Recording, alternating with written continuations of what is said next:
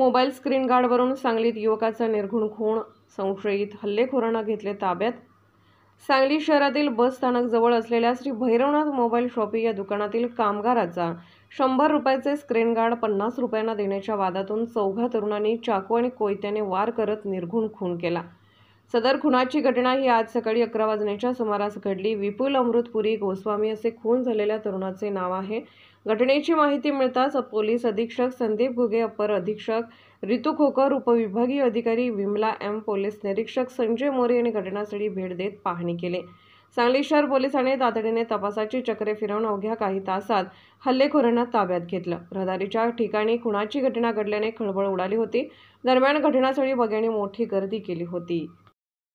Sangli शहरच्या ST स्टँडच्या जवळ Bhairavnath mobile दुकानमध्ये एक मर्डरचे प्रकरण झालेले आहे। त्याच्यामध्ये विपुल पुरी म्हणून जखमी आहे। त्यांचे मोबाईलचं दुकान आहे। 4 आरोपी आले होते एक टेम्पर ग्लास आणण्यासाठी। त्याच्यामध्ये त्यांचे वाद झाला आणि आरोपीने जखमीला मारले आणि त्यांचं मयत झालेले आहे। आतापर्यंत आम्ही गोपनीय माहिती घेऊन 3 आरोपींच्या ताब्यात घेतली। अजून एकांच्या आयडेंटिफाय झालेले आहे। त्याच्यामध्ये अजून पुढे आम्ही तपास करणार आहोत।